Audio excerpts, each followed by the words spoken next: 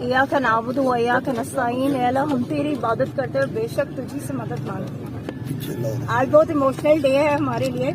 This is for the very first time कि हमारा वो लीडर कि जिनके साथ हमारी हर ईद, हर खुशी, हर गम, हर चीज़ जो है वो हमेशा उन्हीं के साथ होती थी, लेकिन अनफॉर्चुनेटली इस दफ़ा गैर कानूनी, गैर आइनी, गैर जमहूरी तौर पर हमारे लीडर को पाबंद सलासिल रखा हुआ है, उस कैदी नंबर 804 को, कि जिसका कोई कसूर नहीं है, जिसने कोई गलत काम नहीं किया, जिसने कोई करप्शन नहीं की, जिसने कोई गुनाह नहीं किया, वो बेकसूर इसलिए यहाँ पर कैद है क्योंकि उसने पाकिस्तानी अवाम की खुददारी की बात की, क्योंकि उसने पाकिस्तानी अवाम को उसका हक दिलाने की बात की, क्योंकि उसने पाकिस्तान में अमन व अमान की बात की, पाकिस्तान की तरक्की की बात की, पाकिस्तान की सालमियत और बका की बात की। आज उसी की सजा वो शख्स यहाँ पर भुगत रहा है। हम सिर्फ इतना कहना चाहते हैं कि खान साहब,